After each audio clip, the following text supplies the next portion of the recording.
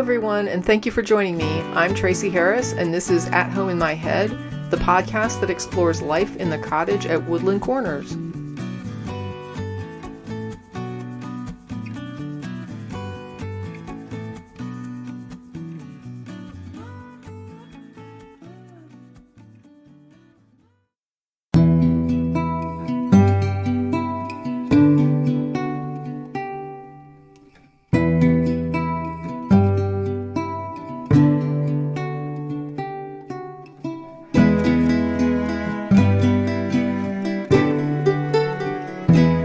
Perspectives can change based on where we're standing. A person on the periphery of a hurricane will have a different experience than someone directly in its path.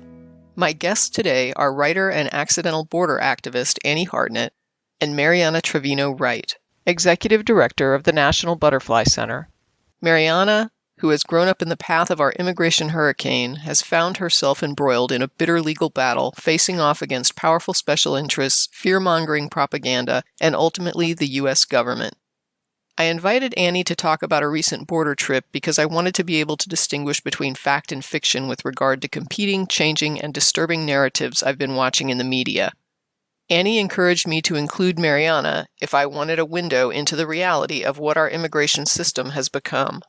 I wanted to hear and share first-hand accounts of the situation. I have only once gone through a checkpoint at the southern border.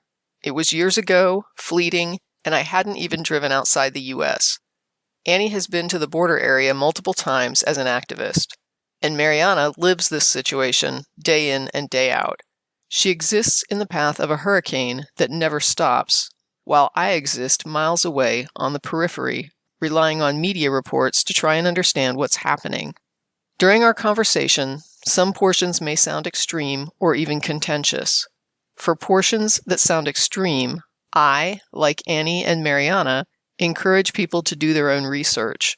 I was shocked at how easy it was to verify most of what I was told during this conversation. The information is hiding in plain sight, and reminds me very much of how easy it was to find information that challenged Christian narratives once I knew what to look for. For portions that sound contentious, it would be easy for people to hear these exchanges and want to choose a side.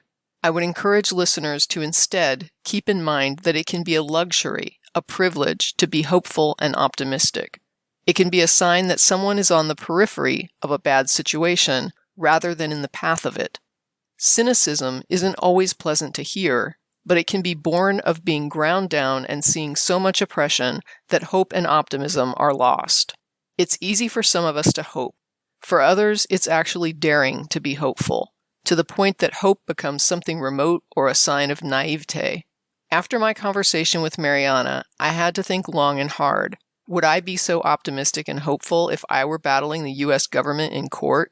If I were seeing increased militarization and authoritarian abuse as a normal part of my life's context? One perspective upon which all of us agree is that the right thing to do is to always work to do the right thing. To oppose corruption, abuse, inhumanity, dehumanization, and cruelty, and to promote humanity, respect, understanding, and kindness.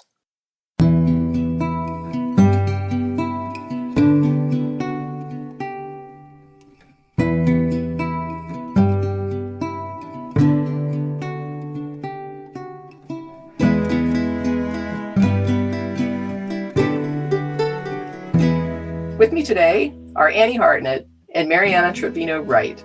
Annie, would you like to go ahead and just give a little bit of background? Sure. The way I fell in love with the part of the border that is the most controversial right now, which is South Texas, where a lot of hoopla around immigration and border walls and et cetera is going on. I followed an organizer for a Texas Sierra Club. I like to hike and do outdoorsy things, kayak, et cetera. It was just random. I got sort of a call. We're taking a group of people down to the U.S.-Mexico border. And if you're a Sierra Club member and you're interested in learning more about this area, we're going to Santa Ana National Wildlife Refuge. There's a protest organized to protest the building of a border wall. And I thought, well, that sounds like fun. I've never been down there. I traveled a ton growing up, and I've crossed so many international borders. the idea of the U.S. building a wall between the U.S. and Mexico was just sort of appalling to me. I was immediately interested in the issue, and I went down there and I just sort of fell in love with the place and the people. And one of the people I met, and I think this was 2016, right, Mariana? That first big protest at Santa Ana National Wildlife Refuge? It was August of 2017. Oh, it was. Okay. So there you go. I met Mariana there very briefly. And then later I was doing an interview project and a publication called Why Are You Marching Texas? I decided that I would like to interview Mariana. So I drove down, and just over the years, I've been going back and forth between Austin and South Texas whenever I got a chance, which is not that often. I work full time. I have a family. But each time I've learned so much. It's such a rich area culturally, biodiversity-wise. And it's so surprising and it's so infuriating to me, the narrative that's being spun to justify militarizing our border, spending massive amounts of money. So this is how we met. This is how I got involved in the No Border Wall movement with Mariana. I think since then we've become friends. So I connect with her on a deep level, just the way I connect with that area of Texas. Other than that, besides being a sort of accidental activist, I'm a mom. I'm a full-time editorial manager for a company that publishes textbooks. I think that's enough. And Mariana, what about yourself? I am a Valley girl, Rio Grande Valley, and the executive director of the National Butterfly Center. It is a project of the North American Butterfly Association, and it anchors a section that's about 2,000 acres large of the lower Rio Grande Valley Wildlife Conservation Corridor. So our property, which is a revegetation project, a demonstration garden focused on planting host plants and nectar plants for butterflies, is right there in this pearl. The conservation corridor is like a string of pearls on the Rio Grande River that's been in conservation development since the 1970s with U.S. Fish and Wildlife, private landowners, and nonprofits like the North American Butterfly Association. They decided 50 years ago that this was important to do because less than 5% of our native habitat remains in South Texas. And South Texas is the most biologically diverse and rich area of the state. We have 11 biologically distinct ecosystems that come together in a 4-county region that would fit inside San Diego, County. And so this is, the subtropics of the United States, this incredibly rich area in terms of natural resources, more bird species, more butterfly species than anywhere in the United States, here at the tip of the central U.S. flyway on the Rio Grande River, which is the drinking water source for over 6 million people in South Texas. And I took this job to write grants, to teach children, to help, grow up the next generation of environmentally conscious land stewards. And instead, on July 20th, 2017, I found government contractors at the National Butterfly Center cutting down our trees and mowing down our brush. And when I confronted them, and I said, "Who are you and what the hell are you doing here?" They said, "The government sent us." And they went on to say to clear this land for border wall. And that was 9 months before any congressional vote or appropriation authorizing or funding border wall construction. We filed suit after that. That kicked off now we're into year 4 of this border wall battle.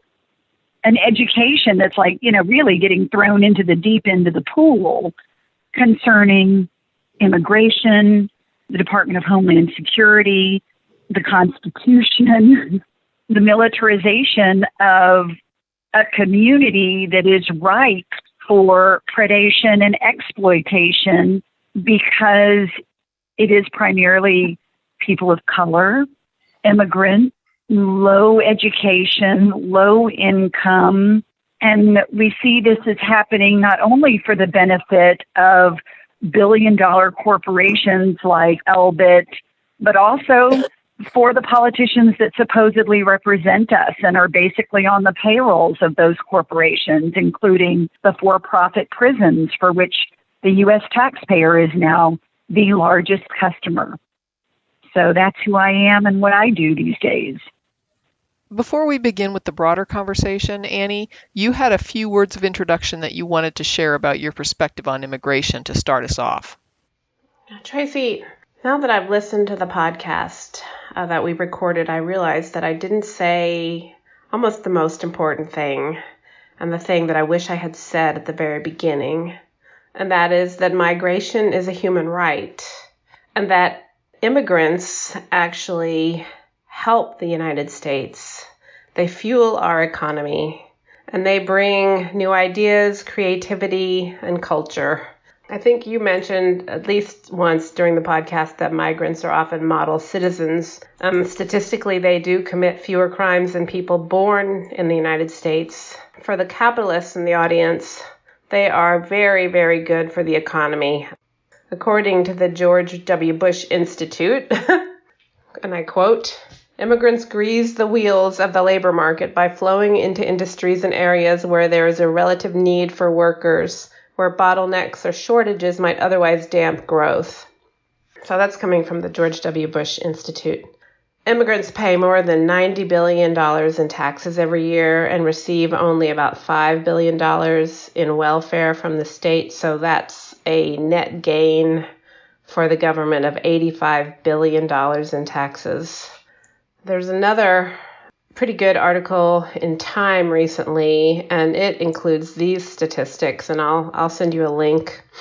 Immigrants are 14% of the U.S. population, but they started a quarter of all new businesses and earned over a third of all the Nobel Prizes in science given to those affiliated with U.S. universities. And then the other thing that article talks about, and I've heard this in a lot of other places too, is because we have such an aging population, the Social Security Administration is going to end up spending more money than it collects. By 2035, its $2.9 trillion reserves will be completely gone. And we, people like me, and maybe some of you listening, will only get 80% of the benefits you're entitled to. One way that this can be avoided is by increasing immigration, allowing for an increase in immigration, both illegal and legal, because immigrant workers are younger, they work longer, and pay more into the system. According to a 2013 projection, immigrants will contribute $500 billion into the Social Security Trust Fund over the following 25 years. Over the following 75 years, they will contribute at an even faster rate for an estimated total of $4 trillion. I guess, that's a bottom line thing. Immigrants benefit the United States enormously economically and stand to do so even more in the future. And I can't believe I didn't say any of that during the podcast, because the narrative has been framed so well that immigration should be stopped or slowed, that we even perpetuated that attitude in our discussion, which makes me sad. Instead of welcoming immigrants, we should be welcoming immigrants because they are good in all sorts of ways, and also because it's the right thing to do. So thanks for letting me just record this little addition, and I would love it if you would just put it right up front.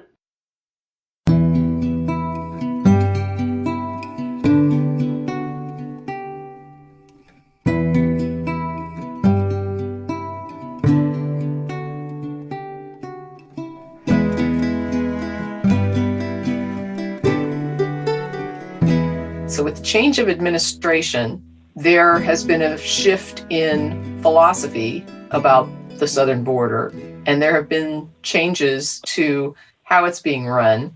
And as a result, there is a lot of chatter, a lot of claims that are happening. There are politicians that are saying things. You turn on the TV, you hear one thing, you then turn it on later and you hear something else. And there's a lot of accusation. There's a lot of defense. There's a lot of disagreement about what the situation is, whether this is normal levels of surge, whether this is some sort of crisis surge. And in all of this, I had my head spinning, and I was wondering, how is a person supposed to know what to believe? How are they supposed to know what's going on? And when I heard that you had been down to the border and that you were coming back, I decided that would be a great opportunity to check it out and see what was happening, to find out what is going on.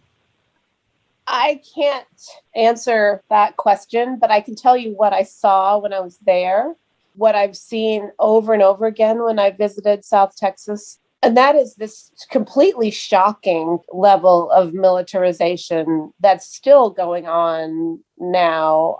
I think Mariana can speak to this much better than I can, but from where I'm sitting, it doesn't look like there's been that much change that's happened on the ground in South Texas concerning immigration or border wall construction.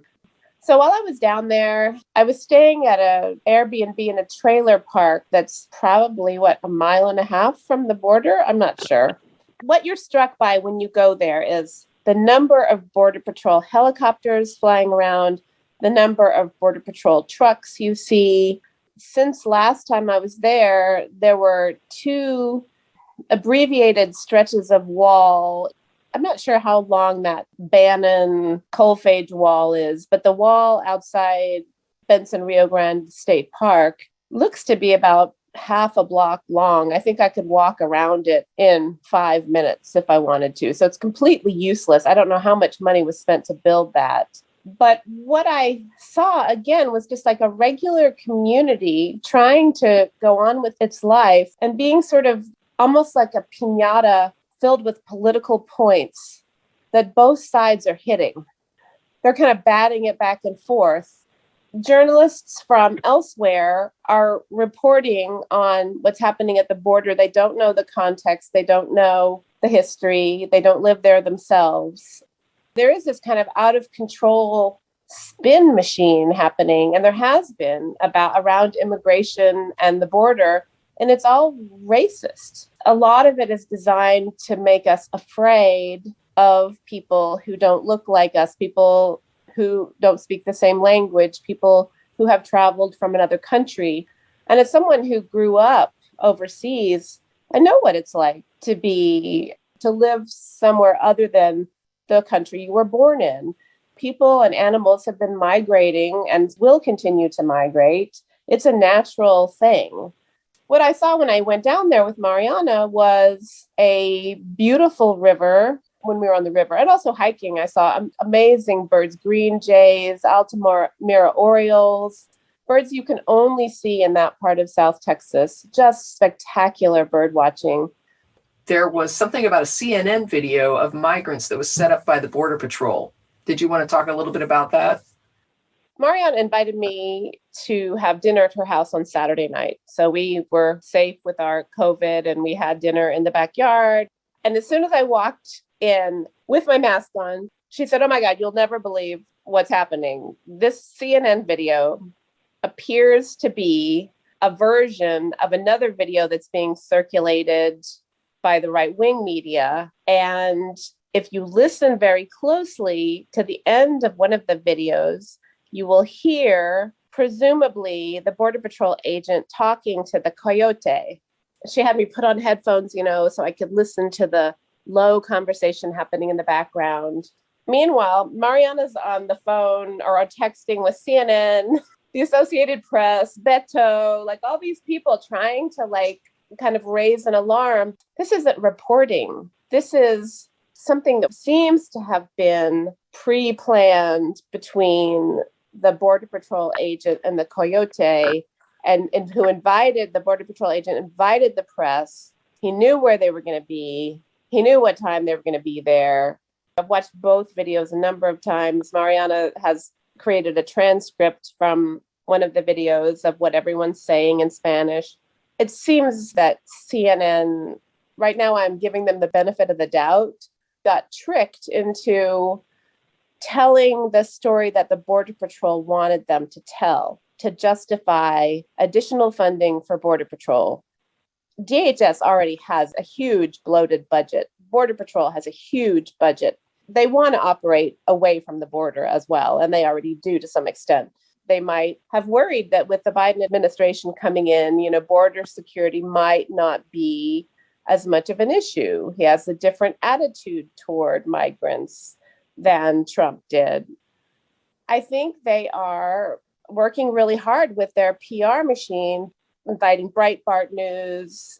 They probably kind of arranged that migrant crossing that was on CNN. They're working really hard to get that narrative out. And Texas politicians are helping them, like Ted Cruz, all dressed up in bulletproof vests, and the boat has guns. I mean, the whole purpose of it is to make it appear that migrants are dangerous and that they need this protection. Well, just 2 weeks ago, Mariana and I and her husband and their 2 dogs were boating up and down that same stretch of river, bird watching, having a lovely time, chatting, seeing amazing wildlife. It's all an act. I mean, I think they know it's an act. It's infuriating to me. I can't imagine how it must be for Mariana, who lives on the border, who grew up there, and who sees this BS every single day. So, Mariana?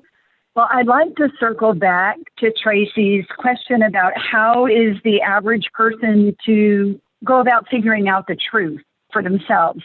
And the first thing you can do, unless Border Patrol or the Department of Homeland Security has taken down their website, is you can Google it, migrant crossings by year or immigrant apprehensions by year, and you'll get the Department of Homeland Security or CBP or Border Patrol's own data.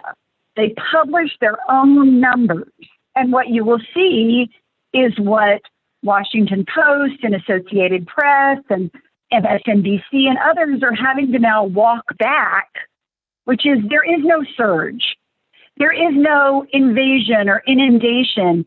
Are the 2021 numbers right now larger than last year? Yes, because COVID, because Trump had stationed CBP officers at the middle of the bridge with razor wire, with concertina wire, prohibiting anyone from crossing and asking for asylum. We had 2019 numbers way beyond what we have right now.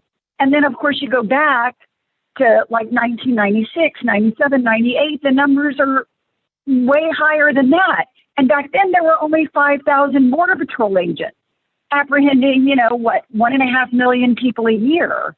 And now we have 20,000 Border Patrol agents, and they might apprehend half that number this year. So there's the video that it appears Breitbart and their union, Border Patrol union, filmed together from the riverbank, where the world's dumbest criminals caught themselves on tape boasting about paying this human trafficker to bring these migrants over. And then we know from the other dumb criminals who happen to be a bunch of local politicians and MAGA men who helped CNN get out on the river the same day, the same time, the same place, so that Ed Lavandera got these same shots of these migrants being trafficked by the same trafficker, the same raft. So the video gets pushed out by our congressman, Representative Henry Cuellar, who's a Democrat in name only, and the second highest recipient of campaign funds from the GEO group. And he also has a Border Patrol agent, a CBP fellow, as his chief aide in his office.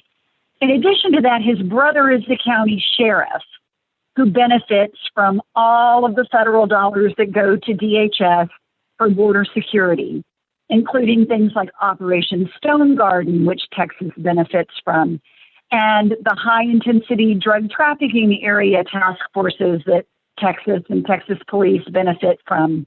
So this is all about the money.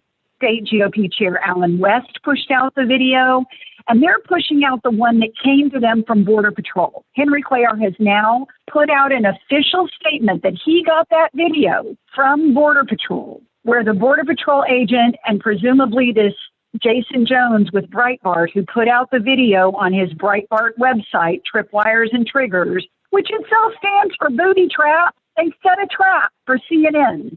They set a trap for America to believe this bogus incident. And Ed Lavandera admits he watched this trafficker go back and forth with at least 6 loads of people that Border Patrol let into the country. Or if you believe the video where they're talking, they actually paid the trafficker to bring these people in.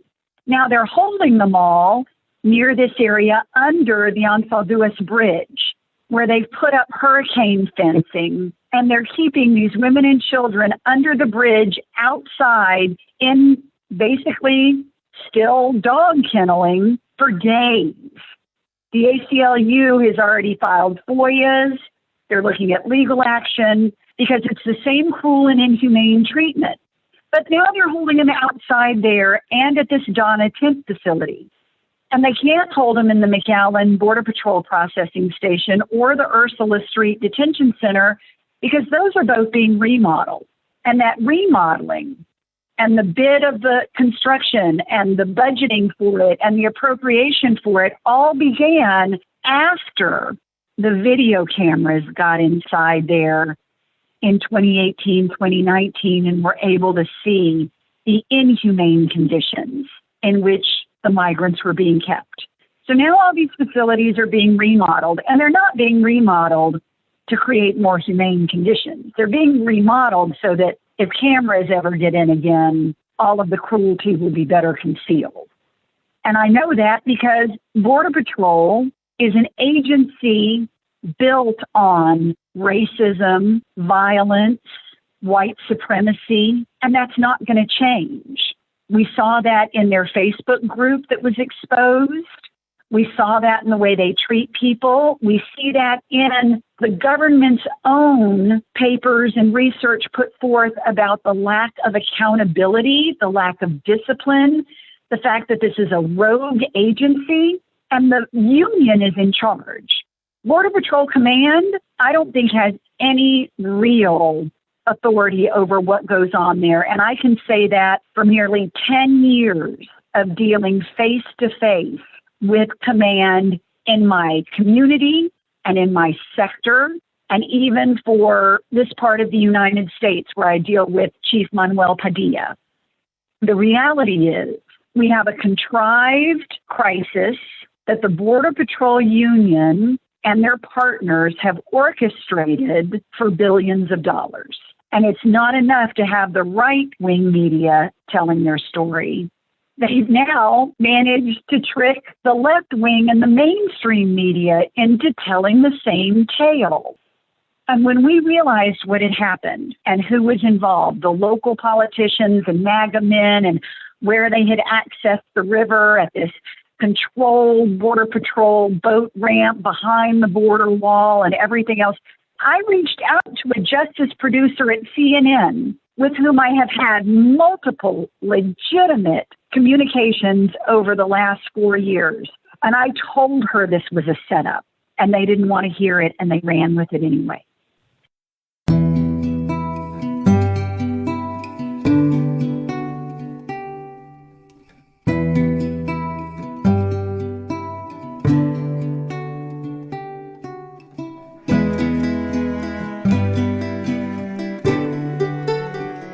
Can I go back to your question about how will people know what's going on? How can people get information that they can trust? Sure. Well, what happened a couple of weeks ago when I went down to the border during the midst of this so-called border crisis, and the CNN video and the Breitbart video and all the things that have sort of come to light have driven this home, I really encourage people to go see for themselves, because every writer, every podcast producer, every media outlet, everyone who creates media, it's impossible to do it completely objectively. And they're coming to that creative process with all the biases they have, the beliefs, the agendas, even though they may be trying really hard not to offer opinion, every time you choose a word, you're making a choice about how people are going to understand what you're talking about. And I'm a writer, so I'm really aware of this. If I was just reading even really reliable sources of media like the Washington Post, I don't think I would really have any sense of what it's like. I just really encourage people to go and see for themselves. It's nothing like, seeing something with your own eyes, talking to people who live there, kind of getting a feel for a place. And then the second thing is listen to sources that don't have an agenda, that don't have a financial agenda from advertising dollars or from campaign contributions from privately run detention centers. Pay attention to what someone's background is and what agenda they might have. Can I just ask, where have you seen some really good reporting on this? There's a good analysis in the Washington Post that looks at the numbers, the data that Mariana was talking about, the Border Patrol's own statistics. And as she said, 2019, there were an incredible number of people apprehended trying to cross our southern border. You have to understand that the folks who cross, oftentimes, they're not trying to sneak in. They turn themselves into Border Patrol as soon as they get over the river. They are coming to seek asylum. You will hear this again and again. They look for a Border Patrol agent to turn themselves in. And then there's supposed to be a process for those people to request asylum, to have their hearing, to be able to state their case for why they need asylum. People are fleeing incredibly violent and horrifying situations from El Salvador, from Mexico, and from other countries. There are Haitians coming. The Washington Post did a really good article. I just wrote a great essay that you should totally read about my trip with Mariana on the border. There are a lot of individual journalists who have a history, Melissa Del Bosque, Todd Miller, who have focused on border politics for years and years. I would be skeptical of anything written by someone who doesn't really have the context and might have just sort of flown in from somewhere and looked around for a few days and written an article. Now the incentive is you want people to read your article so that you can have advertising dollars. Something scary is clickbait. So if you call it a crisis and blow it up into this terrible thing, the surge, all these migrants are coming, fear, fear, fear, people read those things. The media is responsible for a lot of this indoctrination that's happening. There is a stark contrast in just looking at the data versus looking at the narratives that people believe. Even I can see they put up these stories about immigrant crime. And then when you look at crime statistics, immigrants, including undocumented immigrants, are far less likely to be victimizing people through crime than citizens. If the concern is crime, it seems like you'd want more immigrants in the population because they're less likely to be criminal and they would water down some of the citizen crime. And you have other narratives like the idea that they're stealing jobs. But when you look at data for that, I know Cato Institute doesn't like to think of itself as conservative, but a lot of folks view it as a conservative leaning think tank. And even Cato has a piece on how they are not stealing your jobs. They're not displacing American jobs. There was a narrative that went around that was this catch and release thing, right? So catch and release, and then they don't show up for their hearings. But when you look it up, they show up for the hearings almost 90% of the time. And if you give them representation, like assign them a caseworker, that almost goes to 100%. Catch and release works. And it keeps us from having this massive buildup at the border by letting people go into the population. They aren't acting criminally 9 times out of 10, and they will come back and show up for their hearing, especially if they understand what's happening and have an advocate. What you just mentioned brings us to a current story. A story that's going out that Border Patrol is releasing all of these immigrants without even giving them their court date. Well, Border Patrol doesn't assign the court date. So that whole story is a false premise. But the headline and the story go out, and I don't know how much of it is journalists who are lazy or incompetent or complicit. And Annie has been kind to the Washington Post. I've had years now of firsthand experience with the Washington Post, and I will tell you, anything written by Nick Miroff is totally slanted toward white supremacy, fascism, Border Patrol. He's able to veil it, but very thinly. You have to even get to know the authors and their leanings and biases.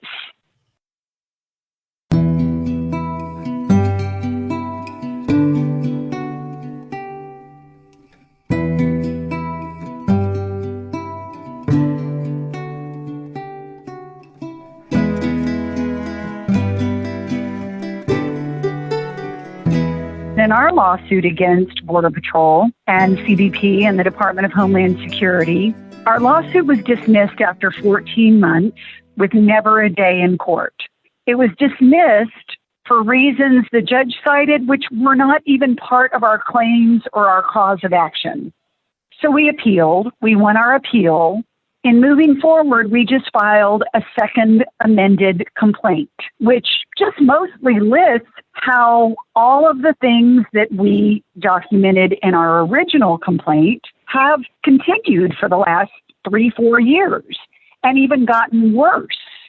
The lawyers working for the Justice Department under this current administration have formally objected and filed to have our second amended complaint thrown out. Fortunately, it was filed in Paso, so it's part of the public record. Anyone can see it. But they don't want it to be heard in court because it is wholesale indictment of the agents and their command on the ground in our communities. And our story is not unique. You can talk to any border landowner and you will hear the same stories. The abuse of authority, the property destruction. I've said over the last 4 years that I have less concern dealing with migrants, traffickers, the bad hombres, than I do with Border Patrol. Because the bad hombres and the migrants and the traffickers just want to move through, not be seen, detected. They don't want to make any trouble. They just want to get about their business. Border Patrol is the complete opposite. They tear up our property. They disrespect us. They leave damage. They leave the property unsecured. They harass us and our visitors. They interfere with our business. They do all of that. Not the bad hombres. Yeah, I'm way more scared of Border Patrol agents than I am of immigrants, that's for sure. They just arrested another Border Patrol agent in the Laredo sector yesterday, I guess. He got involved in some altercation and started waving a weapon around, a loaded weapon. Then, of course, Laredo also had the one that decided to murder, 4 sex workers? It's quite frightening when you think that 2/3 of the U.S. population lives within the 100-mile zone that is the U.S. Border Patrol's jurisdiction. So that's 200 million people. 2/3 of the U.S. population. There's an article out just this week on Border Patrol operating in the state of Michigan and how only 1.6% of their traffic stops and arrests and other things were legitimate. The rest were all racial profiling and harassment of people of color. And Border Patrol, as an agency, as an industry, has expanded now through Bortac, which is their fully militarized police unit, like their elite SWAT team. And Bortac operates around the globe. You can Google this. Go to the CBP website and look up Bortac. They're operating in foreign countries around the globe, deploying border security, walls, for-profit prisons, detention, surveillance, civil rights violations, all of that. And it is Bortac that marched against people in Washington, D.C. It's Bortac and their drones that were deployed in Minneapolis and in Seattle last year. It is Bortac that is becoming the domestic military police within the United States. That is Border Patrol's goal. So Border Patrol has kind of extra constitutional rights. The Fourth Amendment protects Americans from random and arbitrary stops and searches. However, at the border, those principles don't apply. So Border Patrol can search you without a warrant or even suspicion of wrongdoing. So they can conduct a routine search of your luggage or a vehicle. So if you go down to South Texas, you pass through a Border Patrol checkpoint at Falfurrias. There are Border Patrol checkpoints all around. And even in places you wouldn't think are part of Border Patrol's jurisdiction, anything within 100 miles of any border. So that means that cities like New York, Los Angeles, Houston, Philadelphia, San Antonio, I think Chicago are all within the Border Patrol's jurisdiction because they're within 100 miles of the border, which is also the coastline. So a huge number of people are subject to that, the possibility of being stopped by Border Patrol and searched. And not just, northern, southern, and eastern and western coastal borders, but every port of entry. So every single airport in this country is an extra constitutional zone where Border Patrol and CBP are in charge. And they make up the rules as they go. They're never prosecuted for their wrongdoing. Within the last 4 years, we had Patricia Gomez, an unarmed immigrant woman, shot in the head and killed by a Border Patrol agent, and nothing. That agent's not even being prosecuted. This is what residents of the borderlands fear. It is legitimately what I fear. I fear that I will be killed and mistaken for an immigrant in the brush, that they will claim I threw a rock at them, that they will put drugs or something on my boat and pull me over in the river. And I've been warned by people who were agents that this is exactly the kind of thing they may do to me. Everyone in America should be concerned about the rise of Border Patrol. The idea that our coming and goings across the border are so controlled is terrifying to me because border militarization can be used to keep people in as well as out. Well, and it's not just on the border. You mentioned Melissa Del Bosque and her reporting.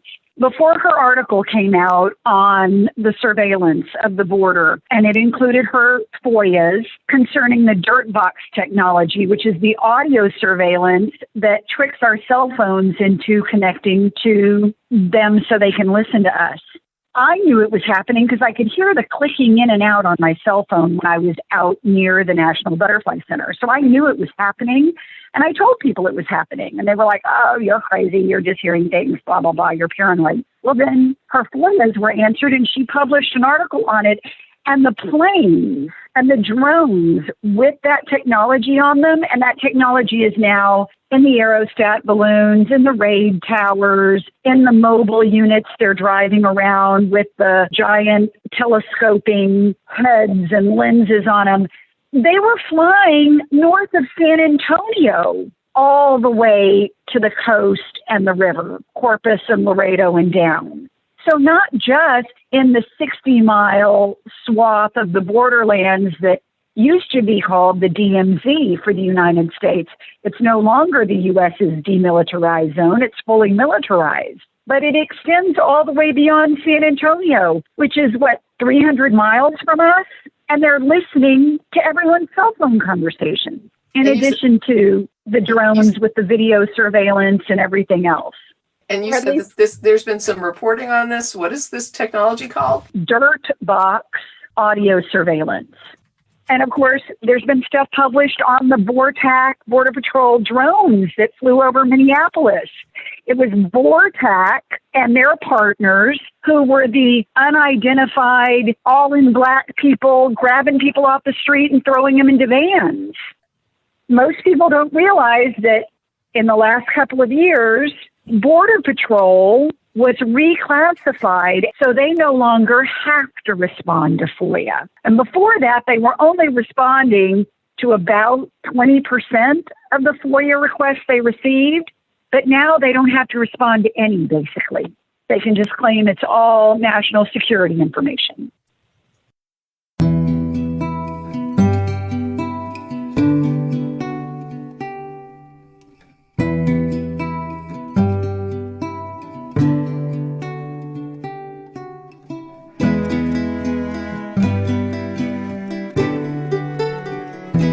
the next bullet point was 2 new stretches of border wall that were not there the last time you visited the area. One is built along the river. It was built by, it was a nonprofit, supposedly nonprofit called We Build the Wall. That involved Brian Colfage, Steve Bannon, and is that guy's name Chris Kobach, Mariana? Yeah, Chris Kobach and Tommy Fisher. And so they collected funds. They, did a fundraising campaign. We're going to build the wall to protect the American people from these migrants and drug cartels and, bad hombres. And they collected a lot of money. And they were funneling hundreds of thousands of dollars of that money into their own personal accounts. And they were eventually arrested. But the wall they built, Mariana can talk more about this, but it's built right on the edge of the river. So erosion is already undermining it. There are gaps underneath it, and it's going to fall into the river. We saw it a couple times, when we were going north to south on the Rio Grande. We passed that stretch of border wall several times. It's rickety looking. On the U.S. side, they hardly allow anyone to put their boats in. It's like really restricted who can access the river now from the U.S. side. The Border Patrol has virtually eliminated all public access to the river. Yeah, it's a shame. It's just, it's a beautiful river. The number of birds we saw while we were there on the river for about 6 hours blew my mind. I've never seen that many different varieties of birds. We saw a plain-bellied water snake swimming across, just beautiful. That kind of border militarization, that wall, we saw a gunboat with machine guns fore and aft, multiple Border Patrol helicopters. As soon as we set foot, we decided to take a pit stop at Father Roy's summer camp. As soon as we set foot on U.S. soil, a Border Patrol helicopter was there within 5 minutes, because there are sensors all along the U.S. side. So as soon as anybody steps onto the U.S. soil, Border Patrol helicopters show up. The same thing happened when we made another pit stop at the National Butterfly Center. So the level of militarization is more than I've seen at any other international border. The only thing I can compare it to is in 1988, I traveled to what was then Czechoslovakia from Germany. So Soviet era Czechoslovakia. It was difficult to get a visa. We got one. We were traveling by train, and we crossed that German-Czech border, and there was a barbed wire fence. There were sentry posts similar to the ones, much less sophisticated than the ones you see at the U.S. border now. There were their version of Border Patrol agents, the Czech version, making sure nobody crossed out Czechoslovakia, because they were more concerned with keeping people in than keeping people out. But it was just a horrifying thing to see that kind of militarization on the U.S. border. So in that analogy, the U.S. is Soviet-era Czechoslovakia, and Mexico is Germany. That's where we are now in our country. We are a nation of people who've been made afraid by the kind of reporting that's happening about immigrants, about terrorists. I think somewhere in my heart, I really believe in, America, the land of the free. And I really want that to be true. And I think, it's always been aspirational, but we've gotten so far away from it. It is heartbreaking. Back to this section of wall that We Build the Wall built. This wasn't Brian Colfage decorated U.S. serviceman project. This was a Steve Bannon Breitbart project. It was a military-grade misinformation campaign, the type that Cambridge Analytica, Steve Bannon's company, is well known for producing around the globe. These campaigns are designed to sway public sentiment and influence public policy and win elections. And we know how close Bannon is to Trump. He got pardoned on the last day of his presidency, and Bannon is working with him even now to launch whatever is next. So Bannon managed to find Colfage, the perfect patsy. because anybody who says anything negative against this man who served his country and got blown up and lost both legs and an arm and, forever disfigured is a bad person.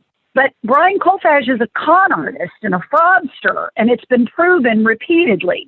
He set up a GoFundMe to launch a mentorship program for wounded warriors at Walter Reed Medical Center. He raised tens of thousands of dollars. Walter Reed Medical Center never heard from him, never got a dime, and there's no mentorship program.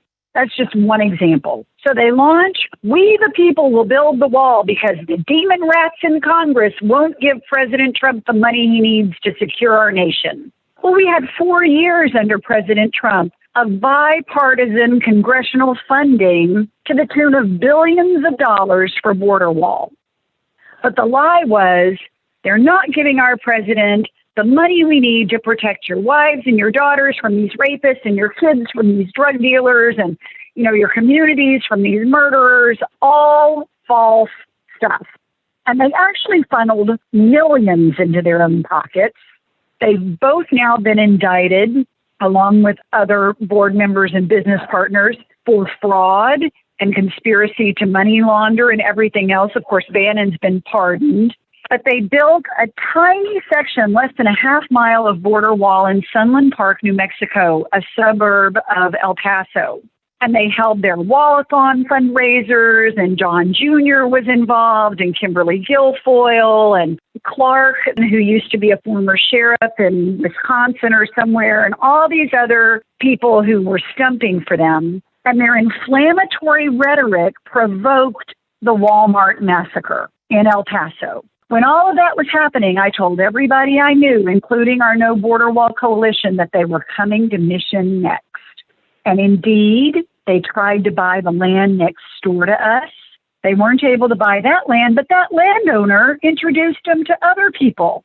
And they bought the land one property over and built a 3-mile wall illegally in violation of U.S. treaty on the banks of the Rio Grande River. We filed suit against them before the International Boundary and Water Commission did, which is the binational treaty organization charged with safeguarding the international boundary, the border, and the Rio Grande River. And to this date, nothing has been done except they and their lawyers have lied and lied and lied, and the judge, who's a Republican and a Republican appointee, has tolerated it. We're moving forward to trial. This wall may fall into the Rio Grande River before then. There are photos and excellent reporting on it. I crawled under the wall. It's built above the Rio Grande River on a foundation that's only about 2.5 feet deep. There was no engineering. The engineer working for Tommy Fisher, who built this as a showboat project, as an advertising billboard to influence President Trump, to flatter him, he wound up securing over $2 billion with a fee, including no bid contracts for government border wall from President Trump. That's our tax money funneled to Tommy Fisher thanks to his criminal conspiracy with Colfage and Bannon and We Build the Wall to influence public policy and achieve this goal. And the more these criminals and these politicians beat us, the more money rains down for them. Somebody's got to call them out on this. And the false narratives, the fabricated crises, the bogus numbers. When we reached out to CBS Evening News, they had seen the video. They saw all the evidence that we had to support the fact that CNN was set up, and that this other video that Congressman Cuellar and Alan West and others were pushing out was fake. They told us, we understand your frustration, but we have a policy not to call out other media outlets. We got the same response from the Associated Press. They said they didn't want to risk losing access to the politicians and the agency brass. MSNBC has refused to cover any of this. Is no one reporting on an alternative narrative here? The only one who has is the American Prospect. Yeah, and The Guardian. Well, The Guardian alluded to it, but they didn't report on it and break it down the way the American Prospect did.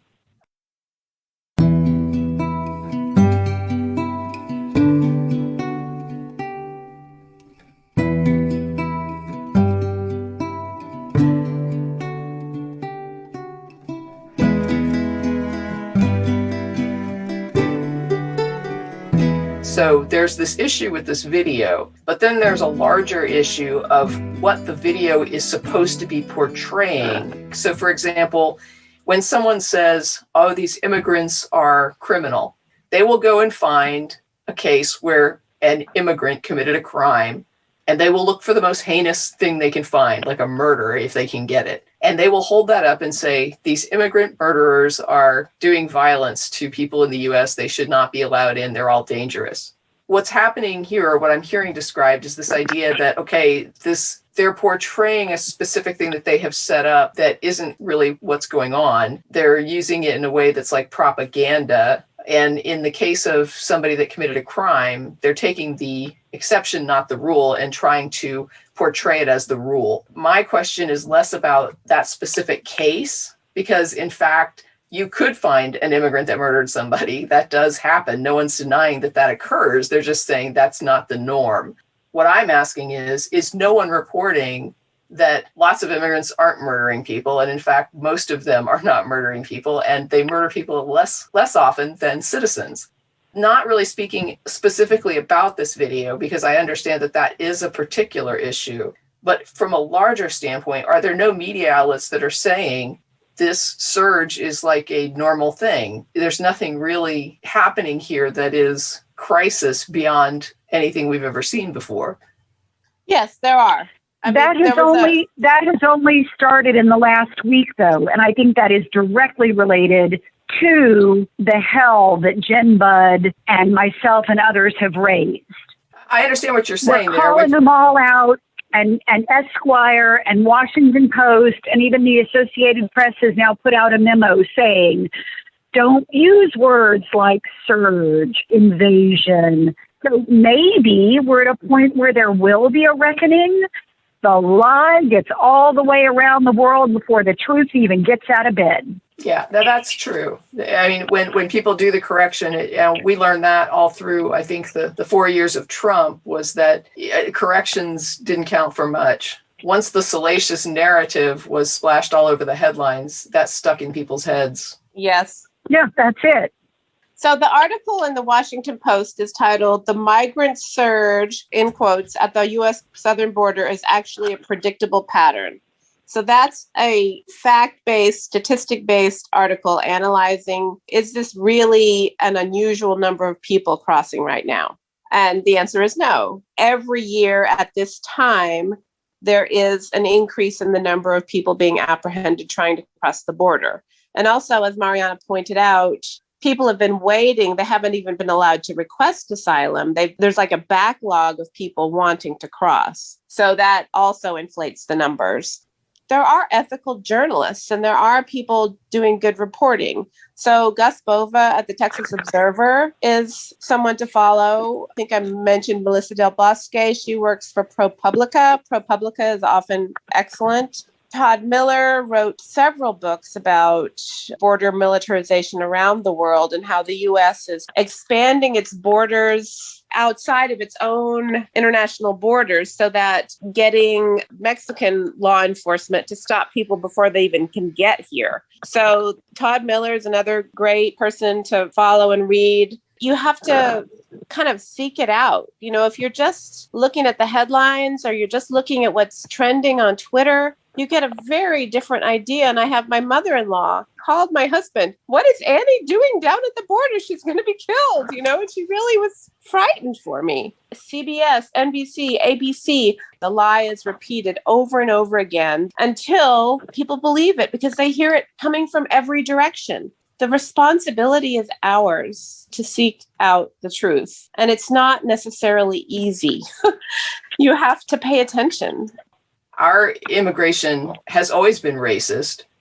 My impression was that when Trump came in and started with the zero tolerance and put these people in place to oversee it who were just openly hostile to immigration, certain types of immigration, and also openly supportive of inhumane policy early on, before they started to realize that the deterrent message didn't sound good, that it was a bad optic, there were a few people who stepped out and said, yes, we're doing the family separations as a deterrent. And then after really quickly, they stopped saying that. right? So you had like a little short period where they were admitting it, and then they stopped admitting it and started saying, no, this was not a deterrent. We didn't do this as a deterrent, but they had already said it. These are people who are willing to be cruel as a red flag to don't come to the US or we will treat you inhumanely. We will steal your children. We will screw you up. I don't think that you can snap back from that in like a couple months, right? Of like a new administration. But I also am concerned that even with the best of intentions, we have a horrible track record with immigration. Politicians here in Texas, when Ted Cruz is posting like a mad dog about immigration, and I keep posting on the threads and just saying, look, immigration has never been good. Trump's policies made it worse. And even now, it may not be good, but we have to work on making it better. And by better, I don't mean stopping the immigration. I mean being humane to the people who are coming through. First of all, does that sound about right, or am I way off base? And second of all, if that is correct, what kind of policies should we be looking for, and what should we be supporting in order to make immigration better in the United States? So Border Patrol refers to migrants as tonks. And this is something that came to light after their private Facebook group was exposed and some other reporting was done. Now, I've known this my whole life, and I'm 51 years old and a child of the frontera, of the borderlands. Tonk is the sound that is made when your club or your flashlight hits a skull. Border Patrol agents refer to human migrants as tonks. That was way before Trump and persists and will way after Trump. There is no policy that will correct that.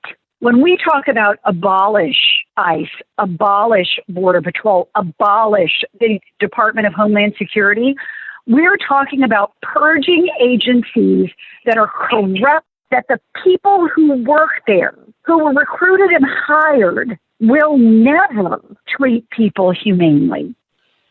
Yeah, I would say that it reminds me a lot of the defund police policy discussion.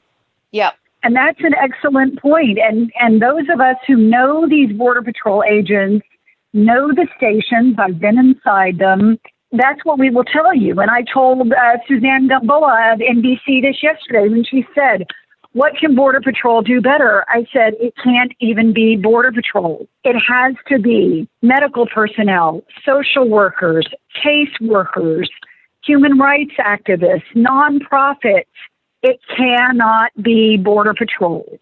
They were founded and formed for one reason and built on a history of white hoods and lynchings across the southern border that are only rivaled in the American South. Only on the southern border, they were done against Hispanics. I think, Tracy, if you take the long view of what the solution is to help people not need to migrate, you want people to have a stable economy, a stable country that they live in, that they don't have to flee their home. Nobody wants to flee their home. Nobody wants to have to travel hundreds of miles, thousands of miles, and put themselves at the mercy of this law enforcement agency, Border Patrol, spend time in detention, spend time in the hieleras. Nobody chooses to do that unless what they are leaving is so much worse. So in the long term, instead of investing all this money in border militarization, we invest in countries that are struggling in Latin America. We invest in the economic infrastructure in El Salvador. We give money to nonprofits who are operating in El Salvador to help the people who live there, or in Mexico, or in Guatemala.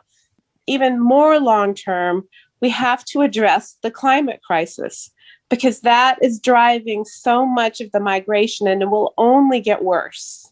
People's coffee crops are failing in Ecuador, in Guatemala, in Honduras. Climate change is changing what people can grow and how they can subsist off the land. The number of people wanting to travel north to places that aren't as hard hit by climate change is only going to increase. So in the long term, the answer to a lot of questions is addressing the climate change crisis, the real crisis, not the border crisis, the climate change emergency drastically and radically. We have to. Otherwise, this issue, it's not a problem, this issue of people wanting to go north is only going to get worse and worse and worse. And we're also seeing people migrating here from Syria, from different African countries. A lot of that migration, I believe, is related to climate change. I mean, to me, that's the real crisis hanging over all our heads all the time.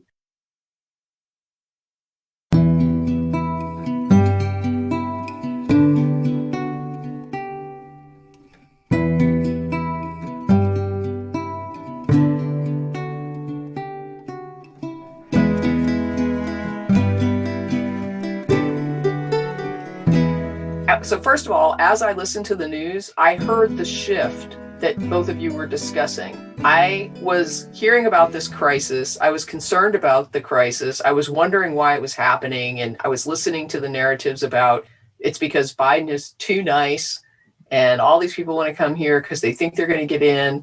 And it was just recently that I did start to hear the media saying it really isn't anything unusual, but it is just a recent pushback on a narrative that I agree was being broadcast everywhere. And so I'm hopeful that that correction will continue going forward. And it sounds like, from what you both are saying, that this is a narrative that people should feel confident pushing back on, because it's incorrect to say that this is like some weird, unusual surge.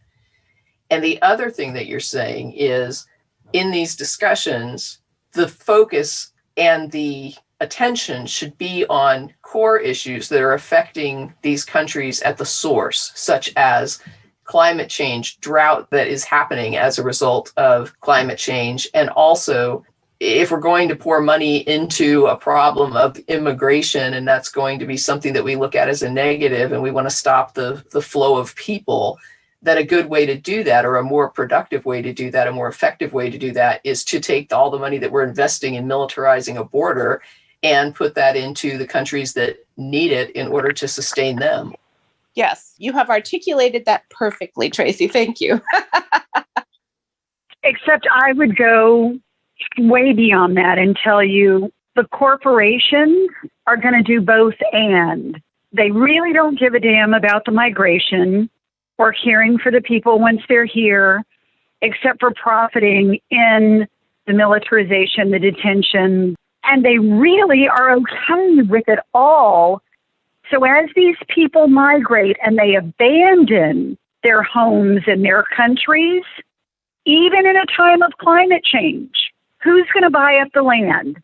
Who's going to be able to desalinate? Who's going to be able to build canopies? The corporations. And it'll be the same ones that profit from them coming here. And that's what people need to understand. It's about corruption and capitalism. It's not about human beings or climate change or anything policy related. It is as simple as follow the money. So don't look for solutions. There aren't going to be any coming from our politicians or the corporate interests that pull their strings. What I'm hearing is forget about fixing it. There's not going to be a fix. What the Biden administration has done to date in terms of immigration reform is they've dusted off the old Obama plan. The old Obama immigration plan that was proposed was crafted by the American Medical Association and the American Bar Association. And it required that immigrants apply for asylum and have a 10-year waiting period in this country, during which they have a lawyer of record and a doctor of record for 10 years. And they have to see that lawyer and that doctor about every 6 months and pay them, and then have all those records and receipts and 10 years of all of that in order to apply for citizenship. It's the same sort of profiteering that we cry is so egregious by the coyotes that bring them here in the first place. The whole reason that anybody gets away with anything is because the people allow it. When the people decide that they're not going to allow it, or when they demand better policy, that's when things start to change. And we've actually been seeing that. So, for example, HR 1 is about reinstigating voting rights. So we see the federal government right now saying we are not going to tolerate these state voter suppression laws. We're going to put the Voting Rights Act back in because people wanted it.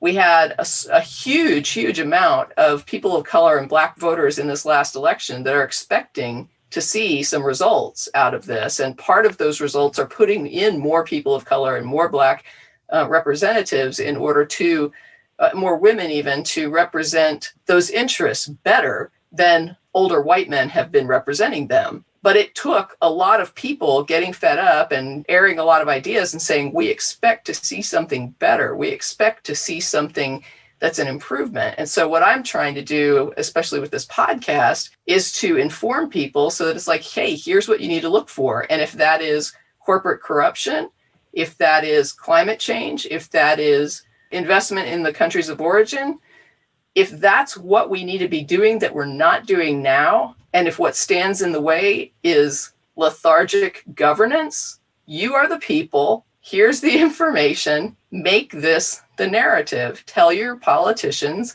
this is what we need to be focusing on, not militarizing the border. Getting people to shift their focus and to stop the distractions of a conversation, the conversations around Black Lives Matter or conversations around other political issues that we're seeing. Gun regulation is a great example. There are so many distractions in that conversation that one of the first things you hear all the time is mental health, mental health, mental health. But if you eliminated mental health as a factor, violence in the US would be reduced by 4%. So we would still have 96% of the violence in the US that we have now if we could eliminate the violence caused by a mental illness. It's really not a huge input, and certainly not in gun violence, except for suicides. And yet it becomes this narrative because it's so much easier than it is to get them talking about regulating guns. So if I don't want you to talk about regulating guns, I get you talking about this other thing. Well, let's go talk about mental health, issues instead, and then get you away from regulating the guns.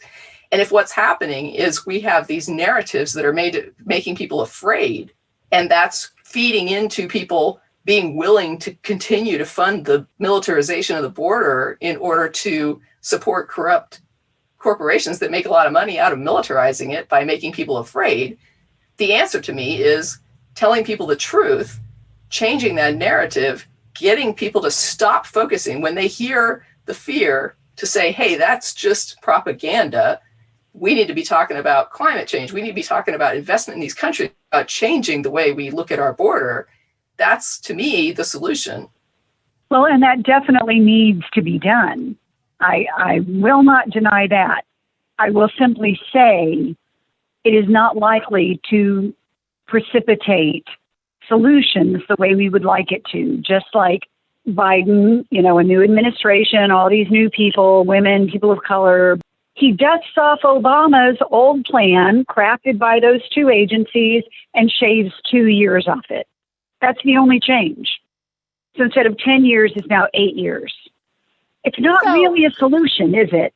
But Mariana, to Tracy's point, isn't getting the truth out about what's happening and hoping for change and hoping to awaken people to what's happening, isn't that why you relentlessly travel around the country, testifying before Congress, testifying before the Texas Liege, doing every single interview?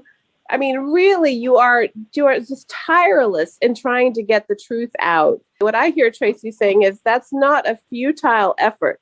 It is worthwhile to tell the truth and keep telling it against the lies, even though I have a very small platform. You have a larger platform. Certainly, we don't have the platform that Steve Bannon has, but keep telling our truth over and over again and trying to look for solutions. I mean, surely that's what is partly your motivation, because I have to say right now, I've never seen a person with so much energy as you have for speaking the truth and trying to get people to listen.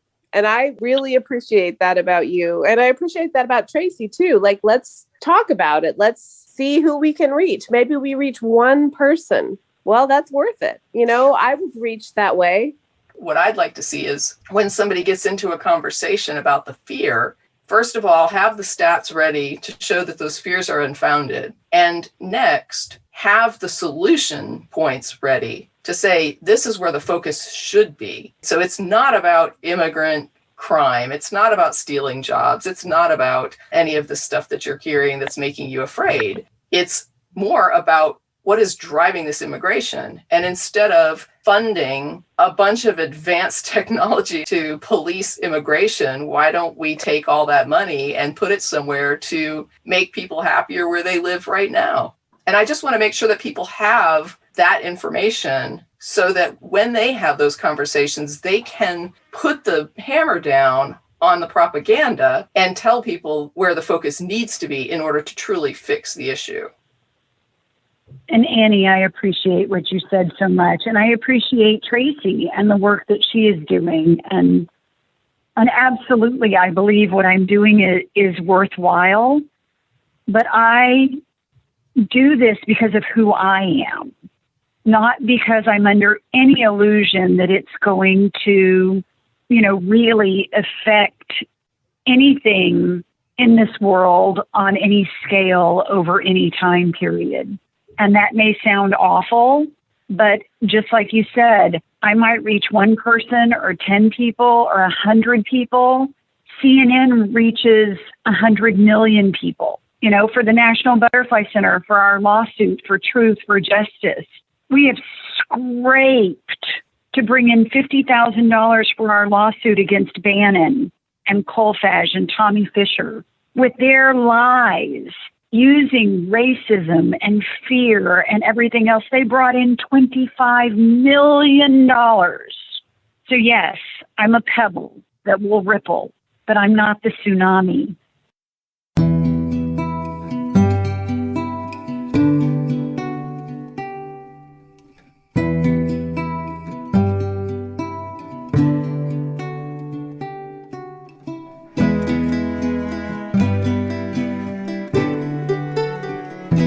Now, my hostess is waiting for me, so I need to let you guys go. Tracy, I'm grateful for this opportunity. I really am. Well, thank I know you. I'm strident. I know I can be an asshole. I don't mince words. I wanted people to come on and tell their stories, and so I really appreciate you giving me the time to come on here and tell your story. Well, and Annie, I love you and can't wait to see you again. In terms of plugs, I would love to encourage people to support Austin Border Relief. Jenny Sevilla and Grassroots Organization have done a fantastic job. They mobilized resources for the migrant camps when Trump's MPP was in place and really took care of people. And also the angry tias and abuelas. That's the angry aunts and grandmothers. This is more grassroots organization. They have a Facebook group. You can give to them. Same with Austin Border Relief. And the tias and abuelas include women who are immigration attorneys and advocates and community organizers, interpreters. They've done phenomenal work. And then, of course, the National Butterfly Center would not be where it is today without Border Wall, in court against Bannon, fighting for justice, if not for the ACLU, the Texas Civil Rights Project, and even the Southern Poverty Law Center, the Southern Borders Communities Coalition, and Earth Justice. Oh, and Sierra Club, Defenders of Wildlife. They all warrant your support. They all did great work over the last 4 years. There's so much work left to do, and I don't want any of them to suffer from a lack of financial support or donations because people believe that magically everything is better now. The battle rages on for our natural resources, for climate change, for justice, for the world that our children and our grandchildren and our great-grandchildren will inherit. And as you've mentioned, Tracy, that's at the voting box, that's in a foreign country, and it's right here at home. And we've got to continue to support these organizations that keep up the fight no matter who's in office. So thank you so much for that opportunity. Yeah. Thank you, Annie. And thank you, Tracy, very much. Y'all have a good night. You too. Okay.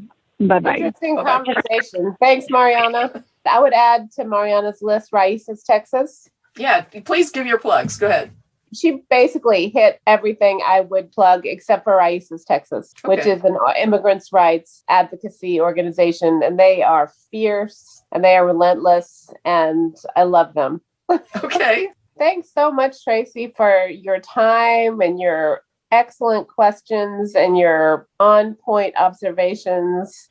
Well, thank you. I was really glad to have you on, and thank you for the recommendation for Mariana. I think it was a very interesting conversation.